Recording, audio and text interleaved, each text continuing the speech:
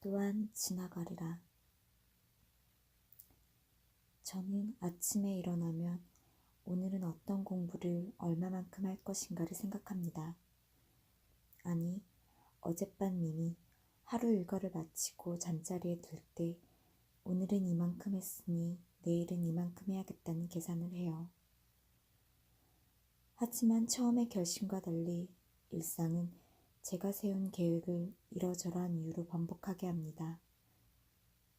오늘은 이러니 내일 하자 하고 쉽게 내일로 미뤄버립니다. 그러면서 마냥 마음이 편한 것은 아니지만 다시 한번 그래 내일 하자 하고 마는 것이죠. 오늘 할 일을 내일로 미룬다? 얼핏 생각하기에 이 말은 썩 바람직하지 않아 보입니다.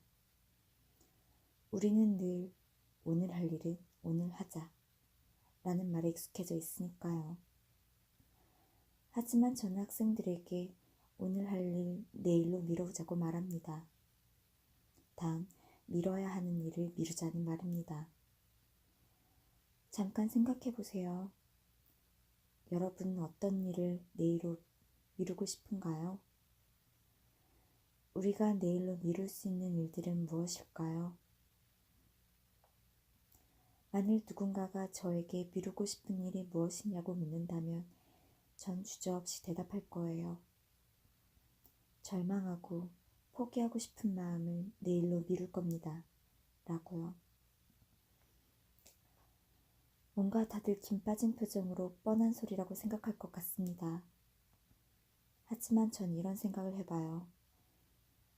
오늘 할 공부와 할 일들은 그래 내일 하지 뭐 라고 말하면서 포기하고 싶은 마음, 절망스러운 마음은 왜 내일로 미루지 못할까 하고요. 분노와 같은 부정적인 감정들도 마찬가지입니다.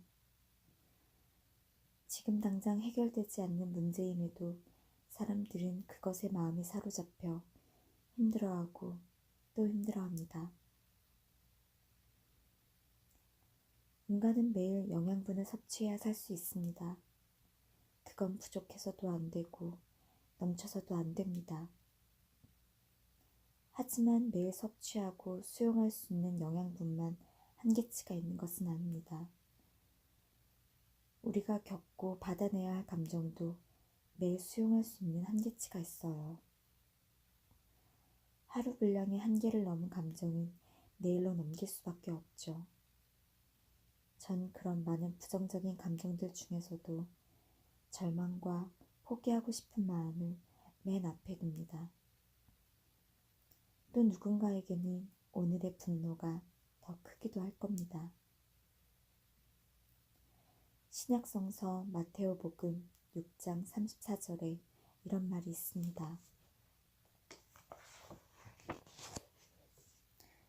그러므로 내일 일은 걱정하지 마라. 내일 걱정은 내일에 맡겨라. 하루의 괴로움은 그날에 겪는 것만으로도 충분하다. 마테오는 신앙의 삶이 실현되면 인간이 내일의 근심에서부터 해방되어 오늘을 자신 있게 살아갈 수 있을 것이라고 이해했습니다. 기본적으로 삶을 선물로 받아들이는 믿음 안에서 살아야 내일 일을 걱정하지 않을 것이라고 생각했어요. 물론 이러한 해석은 어디까지나 성서적인 해석입니다.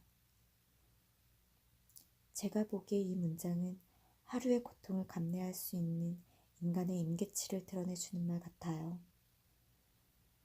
인간은 하루에 자신이 수용할 수 있는 감정의 한계치를 넘으면 겸허하게 그 감정을 내일로 넘겨야 합니다. 하지만 현실적으로 쉽지 않습니다. 무엇 하나에 꽂히면 하루 종일 온통 그 생각뿐이고 잠도 잘 이루지 못해요.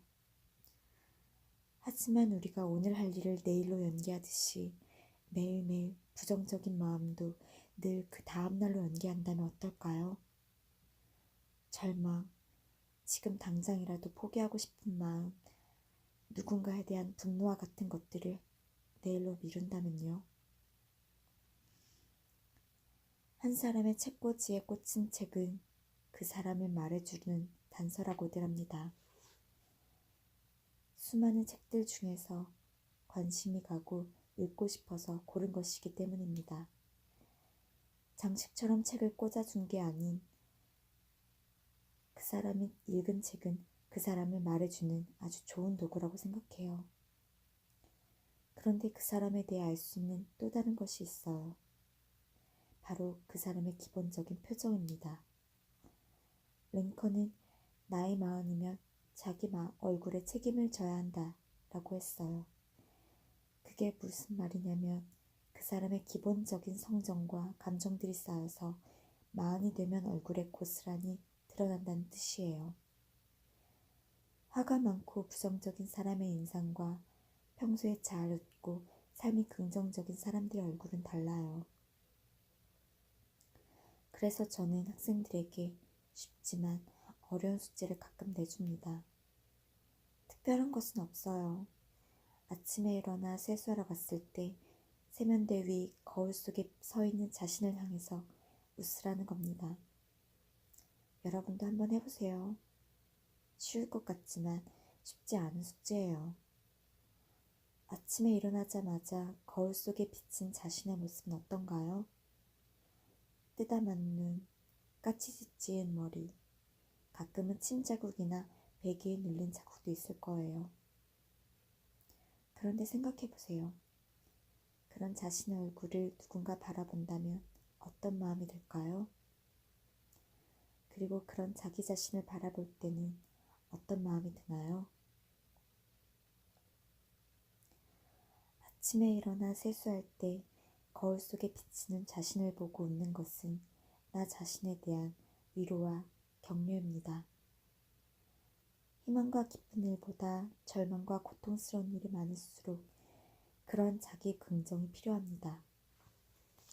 또한 그런 자기 자신에게 웃어주듯이 또 다른 타인에게서도 웃어줄 수 있었으면 하는 바람이자 그렇게 하겠다는 의지이기도 합니다. 우리가 절망하고 포기하고 싶은 마음을 내일로 미룰 수 있는 힘은 끊임없이 자신에게 웃음을 주는 내가 존재할 때 가능합니다. 그러나 지금 당장 힘들어 죽겠는데 그런 힘이 어디에서 나오느냐고 반문하는 분들도 있을 겁니다. 그럴 때 이 단순한 말 한마디를 생각합니다. 호쿠오케 트랜스비트. 이 또한 지나가리라. 지금의 고통과 절망이 영원할 것 같지만 그렇지 않아요. 어디엔가 끝은 있습니다. 우리는 지금 당장 마침표가 지키기를 원하지만 야속하게도 그게 언제쯤인지는 알 수 없어요. 다만 분명한 것은 언젠가 끝이 날 거라는 겁니다. 모든 것은 지나갑니다. 그러니 오늘의 절망을, 지금 당장 주저앉거나 도망치고 싶은 마음을, 끝모를 분노를 내일로 잠시 미뤄두는 겁니다. 그러다 보면 어느 순간에 나를 괴롭혔던 그 순간이, 그 일들이 지나가고 있음을, 지나가 버렸음을 알게 될 겁니다.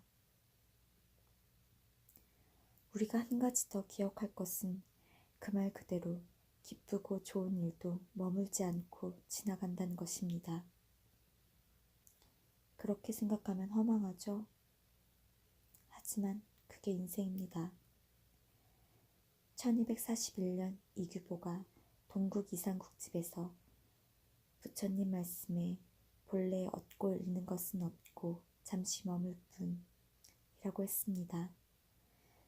불가에서 완전이란 없어요. 진정한 완전이란 완전의 상태에 머물지 않는 것입니다. 우리의 인생도 웃고 울 일들이 일어나고 또 지나가고 그렇게 반복해가는 일 것일 겁니다. 완전이란 이미 이루어진 상태가 아니라 시시각각 새로운 창조다 라는 말은 그래서 생각해 볼 만합니다.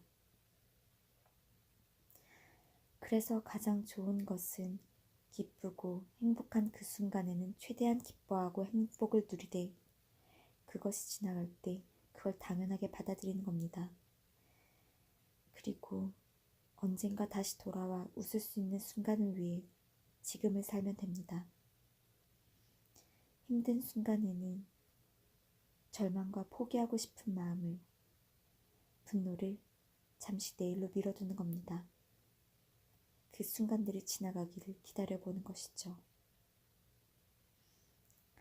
세상에 지나가지 않는 것이 무엇이고 변하지 않는 것은 무엇이겠습니까? 모든 것은 지나가고 우리는 죽은 자가 간절히 바란 내일이었을 오늘을 살고 있습니다. 지나가는 것들에 매이지 마세요. 우리조차도 유구한 시간 속에서 잠시 머물다 갈 뿐입니다.